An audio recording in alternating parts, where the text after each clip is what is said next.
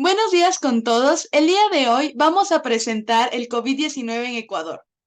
Este proyecto está elaborado por Alejandra Ruiz, Belén Pazmiño, Carolina Flores, Angie Suárez y Patricia Hinojosa. Primero vamos a hablar un poquito del aspecto biológico del COVID-19. El coronavirus fue una enfermedad que azotó Ecuador en los años de 2020, llegando por primera vez en los años de 2019. Este es un virus que tuvo bastantes variantes debido a su mutación y adaptación. Este virus es un beta coronavirus, relacionados con otros virus que causan las enfermedades en humanos, como el SARS-CoV-2, responsable del síndrome respiratorio agudo severo, y el MERS-CoV-B, que es el síndrome respiratorio de Oriente Medio. El genoma del SARS-CoV-2 es una molécula de ARN de cadena sencilla en un sentido positivo. Esto significa que el ARN viral puede actuar directamente como un ARN mensajero y ser traducido por las células del huésped produciendo las proteínas virales.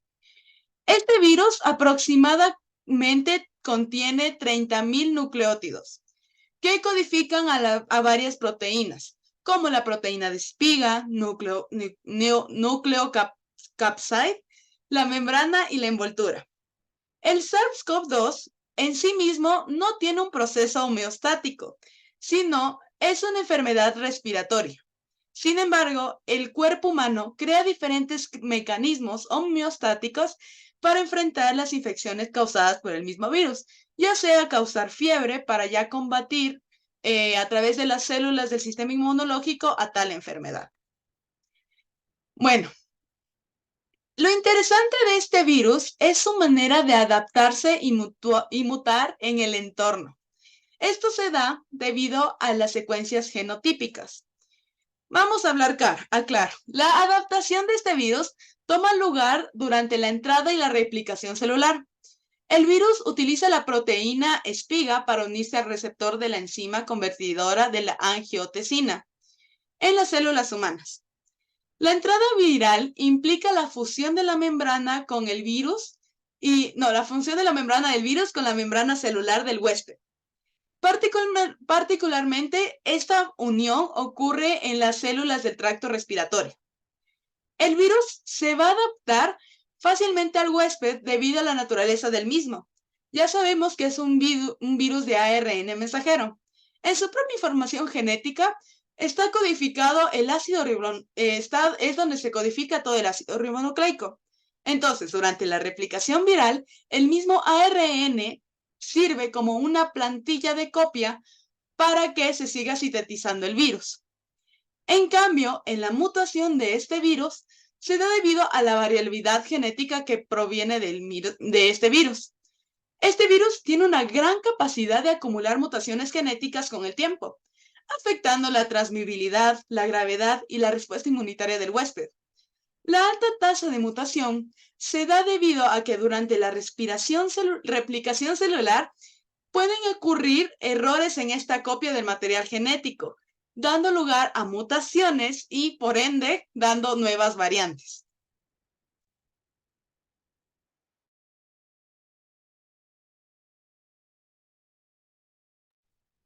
Ya, síntomas. La enfermedad del COVID-19 puede presentar una variedad de síntomas, desde leves hasta graves. Los síntomas más comunes incluyen fiebre, tos seca, fatiga, dolor de garganta, pérdida del gusto o del olfato y congestión nasal y dificultad para respirar.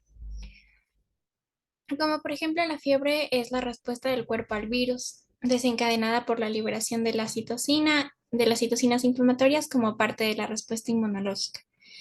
Tos seca como infección de las vías respiratorias superiores e inferiores. Fatiga, el sistema inmunológico trabaja intensamente para combatir la infección, lo que puede agotar la energía del cuerpo. Dolor de garganta, irritación de la garganta debido a la replicación viral en las células del tracto respiratorio. Pérdidas del gusto o del olfato, afectación de las células sensoriales en la nariz y la boca debido a la infección viral. Congestión nasal, inflamación de las membranas mucosas en la nariz causada por la respuesta inmunológica y la acumulación de moco. Dificultades para respirar, infección de las vías respiratorias inferiores, inflamación de pulmones y posiblemente formación de líquido, afectando a la capacidad pulmonar.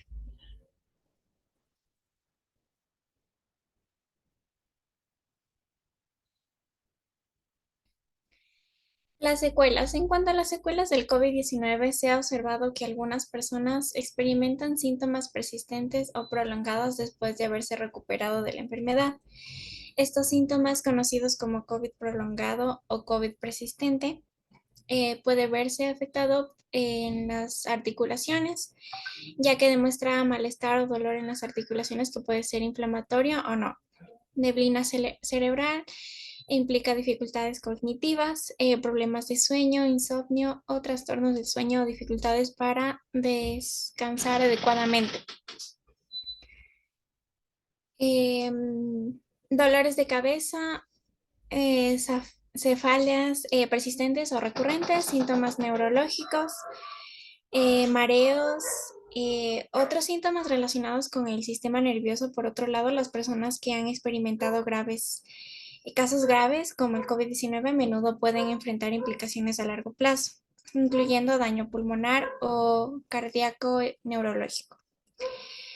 El daño pulmonar es uno de los casos del COVID-19 en el que el virus puede causar neumonía, una inflamación de los pulmones, y esto lleva a la acumulación de líquido en los alvéolos pulmonares, dificultando la respiración y afectando al intercambio del oxígeno y el dióxido de carbono. Por lo tanto, sus consecuencias son inflamación persistente, puede resultar en cicatrices en los pulmones, conocidas como fibrosis pulmonar, lo que afecta la capacidad pulmonar y puede causar dificultades respiratorias a largo plazo. Bueno, ahora vamos a hablar de las vacunas que se elaboraron para la enfermedad, para combatir esta enfermedad. El 17 de marzo de 2021, Ecuador recibe la esperanza de volver a la normalidad. Las vacunas llegaron a Ecuador. El Ministerio de Salud Pública aprobó únicamente 3 vacunas, las cuales eran la Pfizer, AstraZeneca y la Sinovac. La Pfizer es una vacuna de BioNTech proveniente de Estados Unidos. Fue una de las vacunas más comunes en Ecuador. Esta vacuna tiene ARN mensajero, la cual tiene un fragmento de material genético del virus con el objetivo que el cuerpo lo reconozca y se enseñe a combatir esta enfermedad a través de una proteína viral específica llamada la proteína espiga. Vamos a hablar un poco de la vacuna de la AstraZeneca. La vacuna de la AstraZeneca es una vacuna tipo vectores virales, es decir, tiene un virus inofensivo diferente. En este caso se usó un virus adenovirus de un chimpancé modificado como vector para llevar material genético del virus SARS-CoV-2, estimulando una respuesta inmunitaria. La vacuna fue permitida únicamente la aplicación para adultos, puesto que había una pequeña posibilidad de provocar eventos trombóticos. Estos eventos trombóticos estaban asociados principalmente con la aparición del trastorno trombocitopenia inducidos por la misma vacuna. Esto se daba debido a una reacción inmunológica anormal a la proteína del virus presente en la vacuna. La reacción podía llevar a la activación de un sistema del sistema de coagulación de la sangre, formando coágulos inusuales. Ahora vamos a hablar de la vacuna Sinovac. La vacuna Sinovac es una vacuna que contiene partes inactivadas del virus completo, con el objetivo, obviamente, como la Pfizer, de que el cuerpo reconozca y ya sepa cómo combatir esta enfermedad. Sin embargo, esta vacuna no la usaron mucho porque no demostraba una gran eficacia. Variaba bastante dependiendo de la edad y de la variante del virus. Esto se daba puesto que la información de la vacuna estaba muy generalizada. Obviamente, todo este estudio de las vacunas se hicieron para una población en específico y una variante en específico.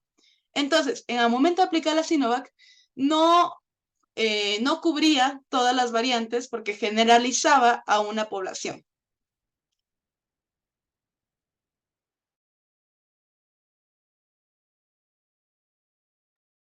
Ya. Ahora, al momento de nosotros de aplicar la vacuna, es muy importante que nosotros tengamos una correcta dosificación al momento de aplicarnos la vacuna, que esta dosificación se regula por las autoridades de salud. Existen dos casos en el tema de malas dosificaciones. Por ejemplo, en el caso de una sobredosis, existe el riesgo de reacciones adversas bastante graves, pues una dosis excesiva desencadena una respuesta inmunitaria exagerada, incluyendo efectos secundarios locales, como la hinchazón del brazo, el dolor de brazo cuando uno lo inyecta, los síntomas de fiebre, los síntomas de fatiga. Además de esta reacción exagerada, vamos a hablar que las vacunas contienen principios activos para estimular la rápida inmunización. Una sobredosis resultaba en una concentración excesiva de estos componentes activos. Entonces, podría causar una toxicidad prácticamente para el cuerpo. En cambio, cuando uno aplica menos dosis, existe una capacidad de una respuesta inmunológica insuficiente. Es decir, la respuesta inmunológica del cuerpo humano no es tan fuerte ni duradera como se le espera a la aplicación de la vacuna. Además de aplicar menos producto requerido, la producción de anticuerpos y células inmunitarias reduce considerablemente al momento de no aplicar la cantidad adecuada, aumentando la probabilidad de que existan infecciones y un desarrollo mucho más fuerte de la enfermedad. Bien, ahora vamos a hablar un poco de lo que son las enfermedades que pueden agravar el COVID-19.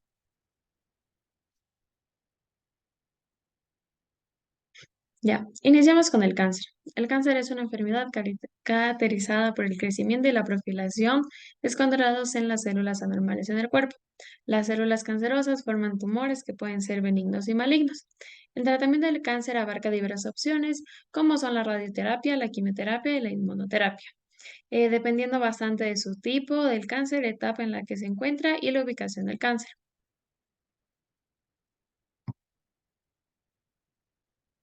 Bien, iniciamos con la radioterapia. La radioterapia es un tratamiento para el cáncer que utiliza la radiación ionizante para dañar o destruir las células cancerosas. Tiene como un objetivo el dañar o quitar las células cancerosas de manera que no puedan repararse ni duplicarse. Tenemos un proceso de 3 pasos, que es la planificación de tratamiento, la simulación y el fraccionamiento. La planificación de tratamiento es determinar la dosis de la radiación. La simulación es donde se usan marcadores o dispositivos de inmovilización. Y el fraccionamiento, esto permite dar tiempo a las células normales para recuperarse entre las sesiones, mientras que las células cancerosas son afectadas. Ahora seguimos con la quimioterapia.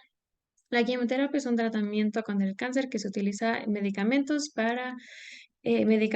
quimioterapéuticos que actúan impidiendo la capacidad en las células cancerosas para crecer y dividirse. Tenemos algunos aspectos clave, como son la administración, que son que los agentes quimioterapéuticos pueden administrarse de varias formas, como por vía oral, y también como de forma de pastillas, cápsulas o líquidos, y también por vía intravenosa. Algunos efectos secundarios son la fatiga, la pérdida de cabello, las náuseas y el vómito. Y seguimos con la inmunoterapia, que es un enfoque de tratamiento contra el cáncer que utiliza el sistema inmunológico del propio cuerpo para combatir las células cancerosas. Algunos aspectos claves son el checkpoint inmunológico, que tiene mecanismos de control llamados puntos de control, que evita una respuesta inmunológica excesiva. Tenemos el tipo de células T, que son algunos enfoques de inmunoterapia que implican la modificación de las células T, que es un tipo de célula de un sistema inmunológico. Y seguimos con las vacunas terapéuticas que se están desarrollando para estimular una respuesta inmunológica, específicamente contra las células cancerosas. Ya, tener cáncer puede aumentar la probabilidad de enfermarse gravemente a causa del COVID-19. Algunos tratamientos, hay muchos tipos de tratamientos, lo que pueden debilitar bastante la capacidad de un organismo para combatir la propia enfermedad. La capacidad del organismo puede influir bastante al momento de combatir esta enfermedad, ya que puede debilitarse por algunos factores, como son la edad, el estrés, la malnutrición y la exposición ambiental. Ya, seguimos con la enfermedad renal crónica, mejor conocida como ERS, que es una condición médica que se caracteriza por una pérdida gradual y progresiva en la función renal a lo largo del tiempo. Esta enfermedad se clasifica en diferentes etapas y según su nivel de filtración glomerular. Tenemos tres etapas. La primera etapa es la TFG normal. La TFG significa la tasa de filtración glomerular. Es normal o ligeramente superior a la normalidad y en los pacientes con COVID-19 se han observado complicaciones renales y algunos de estos indican un poco de daño renal. Seguimos con la etapa 2, que es la disminución leve de la TFG, que es donde indica una leve reducción de la función renal. Y en los pacientes con COVID-19, la disminución de TFG puede asentar un poco en los problemas renales y los síntomas renales. Y por último, seguimos con la etapa 3, que es la disminución severa de TFG, que es donde está severamente disminuida, indicando una función renal significativamente comprometida. También los síntomas y complicaciones son la retención de líquidos y la acumulación de desechos tóxicos en el cuerpo. Ya, seguimos con la enfermedad pulmonar obstruida crónica, que también conocida como EPOC, es una enfermedad pulmonar progresiva que provoca la obstrucción del flujo de aire en los pulmones. Tenemos dos tipos de EPOC, que son la bronquitis crónica, que implica la inflamación de las vías respiratorias, y la enfisema, que implica el daño de los sacos del aire en los pulmones. Tenemos la fibrosis pulmonar idiopática, mejor conocida como FPI, que es una enfermedad pulmonar crónica caracterizada por la formación del tejido cicatrizal o como fibrosis en los pulmones. Eso dificulta la capacidad de los pulmones para funcionar correctamente. En el contexto del COVID-19, por esta infección, esta enfermedad podría aumentar el riesgo de complicaciones graves debido a varios factores, como son eh, la respuesta inflamatoria exacerbada, que puede desencadenar respuestas inflamatorias en los pulmones, y la necesidad de oxígeno suplementario, que es posible que necesiten un mayor nivel de apoyo respiratorio. Seguimos con la diabetes tipo 1 y tipo 2. Las diabetes son dos formas diferentes de diabetes llamadas como mellitus y una afección metabólica. Bien, la diabetes tipo 1 es una enfermedad autoinmune en la que el sistema inmunológico ataca y disminuye las células beta en el páncreas y son responsables de producir insulina. La producción de insulina depende de la administración diaria de insulina para mantener los niveles adecuados de la glucosa en la sangre. Y seguimos con la diabetes tipo 2, que está asociada con la resistencia en la insulina y la disminución de producción en la insulina relacionada con algunos factores del estilo de vida, como la obesidad y la falta de ejercicio físico. Y por último, la producción de insulina, que puede haber una producción un poco normal o incluso aumenta. Bien, en el caso de la diabetes tipo 1, las personas con esta enfermedad enfrentan desafíos adicionales con el contexto de la infección por el COVID-19. Tienen un mayor riesgo de complicación grave, ya que esta infección puede dificultar el control glucémico y agravar los problemas relacionados con la diabetes. Las infecciones incluidas por el COVID-19 pueden afectar negativamente al control, específicamente a la glucosa. Para la diabetes tipo 2, la resistencia de la insulina y la inflamación asociadas pueden contribuir a una respuesta inmunológica y menos afectiva frente al COVID-19. La tuberculosis. La tuberculosis, también conocida como TB, es una enfermedad infecciosa causada por la bacteria Microbacterium tuberculosis. La TB se transmite de persona a persona a través de pequeñas partículas expulsadas por el aire. ya sea cuando una persona está infectada, tose, estornuda, habla o canta. La TB también puede ser activa o letante. La forma activa es que la bacteria está activa y puede tener síntomas y propagarse en otras personas, mientras que en la forma latente la bacteria permanece inactiva en el cuerpo sin causar síntomas. La tuberculosis y el COVID-19 comparten aspectos y riesgo en el que los grupos vulnerables, como la presión del sistema de la salud y los desafíos en los diagnósticos diferenciales.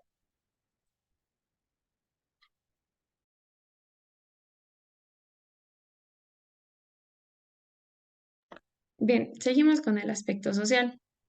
La pandemia en el COVID-19, a pesar de que ya se terminó, terminó dejando un impacto muy significativo en la salud mental en los ecuatorianos. Y entre ellos está la estrés y la ansiedad. La incertidumbre asociada con la pandemia, el temor al contagio, las preocupaciones sobre la salud personal y los seres queridos. El estrés. El estrés es una reacción del cuerpo a cualquier cambio que puede requerir una respuesta de adaptación. Puede ser desencadenados por situaciones físicas, emocionales o ambientales. También el estrés tiene dos partes que son ser agudo o ser crónico. El agudo es a corto plazo, mientras que el crónico es persistente a largo plazo. La ansiedad es una respuesta emocional a situaciones percibidas como amenazantes. Aunque es una parte normal de la vida, se convierte en un trastorno cuando es desproporcionada en relaciones con la situación. Ya, el estrés es una... El estrés desencadena y respuestas filosóficas en el cuerpo, como la activación del sistema nervioso simpático y el aumento de hormonas como el cortisol y la adrenalina. El aislamiento social y la corrupción de rutinas, las dificultades económicas y la adaptación a nuevas formas de trabajo y educación también son fuentes importantes del estrés y de la ansiedad, como del miedo del estigma y la discriminación relacionados con la infección por el COVID-19 y pueden afectar bastante a la salud mental.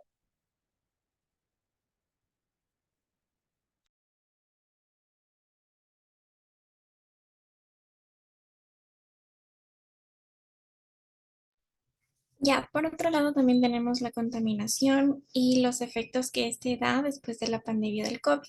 Según los artículos de noticias y reportes encontrados durante la pandemia del COVID-19, hubo una gran disminución de la contaminación en el Ecuador, aunque de forma temporal algunos de los factores que llevaron a esta disminución fueron la reducción de contaminación atmosférica por las restricciones de movilidad y las medidas de confinamiento implementadas en muchos lugares, llevaron a cabo la disminución significativa en las emisiones de contaminación atmosférica, con menos vehículos en las carreteras, menos actividad industrial, lo que los niveles de contaminantes como el dióxido de nitrógeno y partículas en suspensión disminuyeron en varias ciudades. Por otro lado, también tenemos la reducción del tráfico vehicular en las ciudades debido a la cuarentena y restricción a la movilidad. Esto redujo las emisiones contaminantes del transporte. Y uno de los causantes, de los principales causantes, es la mala calidad del aire. Bien, asimismo tenemos los niveles de muertes por COVID-19. Durante la pandemia de COVID-19 en Ecuador se reportaron 158.487 muertes entre marzo del 2020 y diciembre del 2022, lo que generó un aumento del 25% en la tasa de mortalidad general. Esta situación desencadenó una crisis en el sistema funerario con cementerios saturados y crematorios incapaces de manejar la demanda. Para abordar este tema, el gobierno tomó medidas cruciales. Aprobó una ley que permitía la cremación de cadáveres COVID-19 sin el consentimiento de los familiares. Construyó nuevos crematorios y extendió ya los existentes. Además, importó bolsas especiales de alta resistencia para cadáveres con COVID-19 por aproximadamente $2 millones. Estas bolsas estaban diseñadas para prevenir la propagación del virus, siendo impermeables, resistentes a desgarros y con válvulas de exhalación para la liberación de gases sin riesgo de propagación del virus. A pesar de estas acciones, el impacto de las muertes por COVID-19 en la sociedad ecuatoriana es notable. En marzo del 2021 se registró el pico más alto de muertes en un solo día, con 1.110 fallecidos.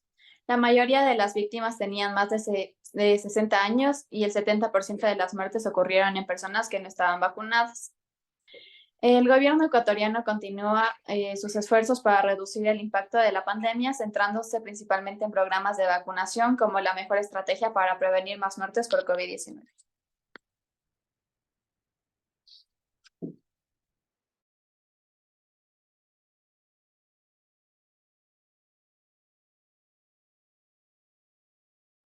Ok, bueno, en torno al aspecto jurídico podemos resaltar lo que es la corrupción en la pandemia. En este caso sabemos que hubo muchos casos de corrupción en torno a la mala administración de fondos por la compra de suministros médicos y las redes creadas entre funcionarios del gobierno para el beneficio propio de aquellas personas. Bueno, en el Código Orgánico Integral Penal podemos resaltar 17 conductas que atentan contra la correcta administración de bienes estatales. Sin embargo, podemos destacar dos artículos. El artículo 278, en el cual se considera delito en el acto en el que un funcionario utilice un bien de propiedad estatal para un propósito personal, que también puede ser llamado peculado, y el artículo 285, el cual también es llamado tráfico de influencias, en el cual se aplicará el delito al funcionario que ejerza su poder sobre otro con fines de interés propio. Ya.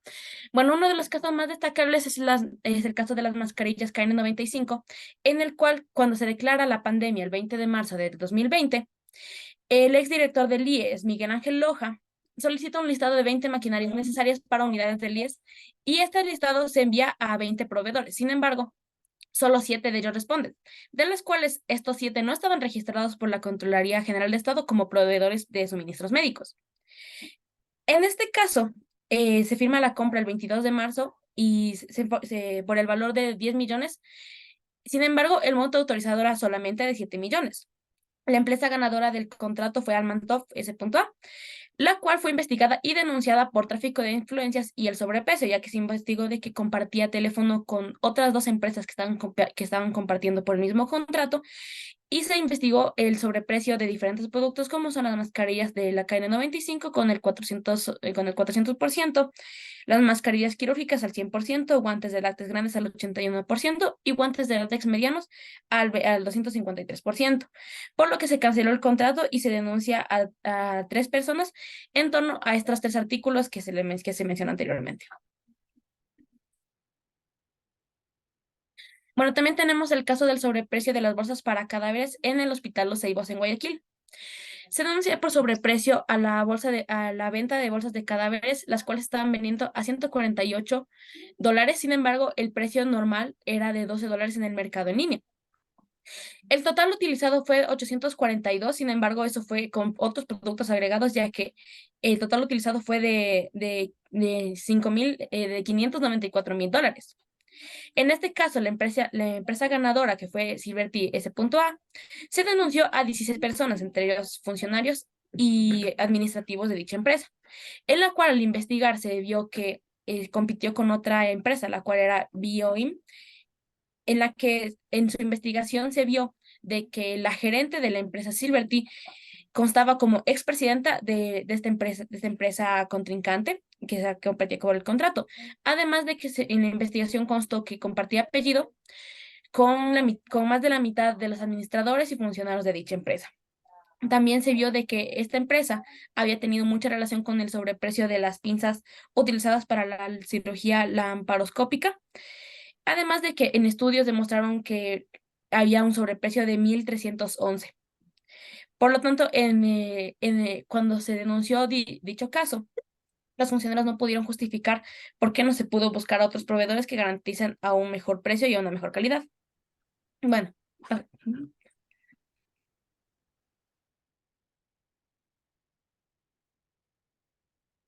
Bueno, el tercer caso es las pruebas PCR, en el cual en el momento en el que inicia la pandemia, se hace la compra de 100,000 pruebas PCR. Sin embargo, las primeras 5,000 llegaron el 20 de abril. En este caso, el problema empieza cuando la ineficacia de las pruebas, cuando empieza a haber una ineficacia de las pruebas, en la cual se puede ver que daban muchos resultados falsos, es decir, falsos negativos y falsos positivos. En este caso se hizo estudios en los cuales se demostró que había solo el 60,8% de sensibilidad y aparentemente el contrato establecía que había de un 99 al 100% de sensibilidad, es decir, no tenían la misma calidad ni garantizaban la misma eficacia que se establecía en el contrato. Por lo tanto, se cancela el contrato y se pide involucrar a Jorge Yunda debido a la responsabilidad en designar funcionarios y también porque aparentemente el contrato únicamente se establecería para $2 millones. Sin embargo, fue utilizado más de 4 millones.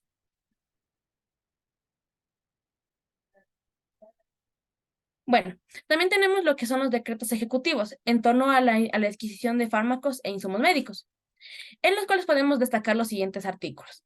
En torno al artículo 73, podemos ver que es la obligación de las entidades contratantes, es decir, se nos dice lo siguiente: para la adquisición de cualquier fármaco deberán consultar su disponibilidad y adquirir mediante el repertorio a utilizar de compras públicas. Si no se encuentra en el repertorio, deberán ser adquiridos mediante los procedimientos de contratación de dicha sección. Previo a contratar la adquisición del fármaco, se debe contratar servicio de entrega, distribución y almacenamiento. En torno al artículo 75, se establece que la adquisición de los fármacos estará sujeta al cumplimiento de condiciones de calidad, seguridad y eficacia establecidos por la Autoridad Sanitaria Nacional. En el artículo 76 también se establece que dichos fármacos estarán sujetos a controles de calidad, seguridad y eficacia de forma obligatoria, continua y permanente. Aquí podemos ver que más de la mitad de los casos de corrupción que se vieron anteriormente no cumplieron con ninguno de estos artículos que se estableció. Bueno, también tenemos lo que fue el Plan de Desarrollo Económico con los términos de resistencia, reactivación y recuperación, en lo cual se estableció para tratar de recuperar la economía que ya de por sí estaba golpeada por el COVID-19. Entonces aquí se incluyeron varios organismos internacionales y nacionales económicos. Por ejemplo, podemos ver que la banca pública concedió moratoria de los pagos de las operaciones de crédito de sus clientes por los meses de marzo, abril y mayo. En cambio, la Corporación Financiera Nacional otorgó productos financieros para cada segmento destinados a capital de trabajo y activos fijos y plazos de 4 a 5 años. Para el crédito directo para el desarrollo, se estableció el crédito apoyo total y para la gestión de recursos necesarios para repercutir la vida y la salud de los ecuatorianos, se organizó acuerdos con organismos multilaterales de $120 millones para fortalecer el sistema de salud y protección social. Además de que Ecuador recibió 2.000 millones de fondos internacionales, 500 millones del Fondo Monetario Internacional, es decir, del FMI, 500 millones del Banco Mundial y 1.000 millones de China. También se estableció un ahorro temporal de 811 millones por el pago de intereses diferidos hasta agosto, que sería destinado para atender las necesidades por la emergencia sanitaria.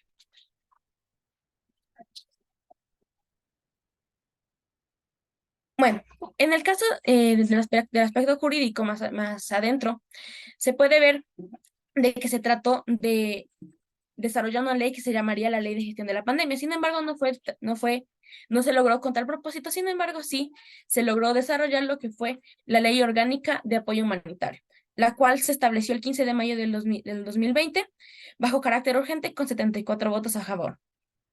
Esta fue elaborada con el fin de resolver la crisis derivada del COVID y se puede distinguir los siguientes artículos. Bueno, el artículo 1 se nos establece el objeto, el cual nos dice que el presente reglamento general tiene por objeto el desarrollo y la aplicación de la Ley Orgánica de Apoyo Humanitario para combatir la crisis sanitaria derivada del COVID-19.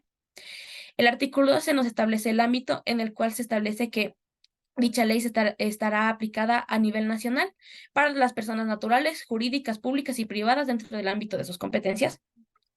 El artículo 3, el cual nos establece la disminución de las pensiones educativas, en las cuales los representantes de alumnos que requieran la rebaja en el valor de las pensiones deberán presentar el documento que conste el finiquito por terminación de la relación laboral o en el que conste la disminución de su sueldo.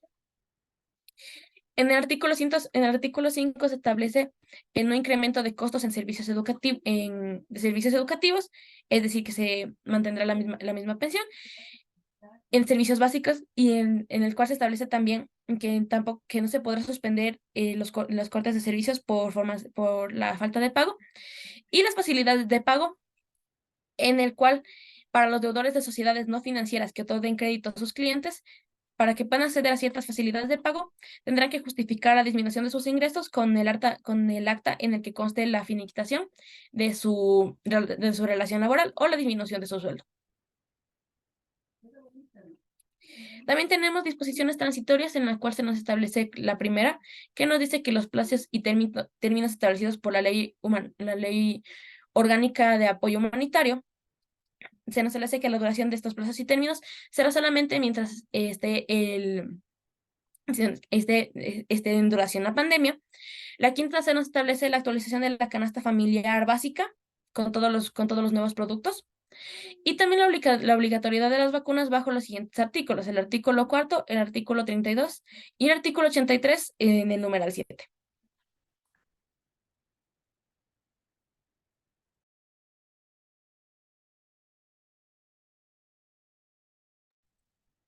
Ya, en el aspecto económico también tenemos la deuda que se produjo debido a la pandemia por COVID. La pandemia tuvo un impacto devastador en la economía de Ecuador, ya que marcó una contracción histórica del Producto Interno Bruto del 8.7% en el 2020.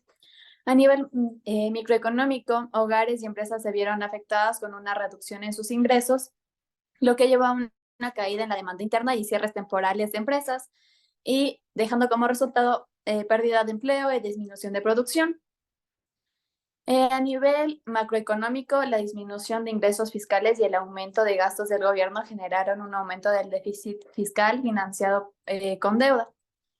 El gobierno destinó 10 millones de dólares a medidas de mitigación, aumentando el endeudamiento público y afectando al presupuesto, con consecuencias especialmente notables en hogares de bajos recursos y pequeñas empresas. Aunque se trabajaba en la recuperación económica, Ecuador enfrenta aún desafíos que incluyen el aumento del endeudamiento público y la lenta recuperación en la economía.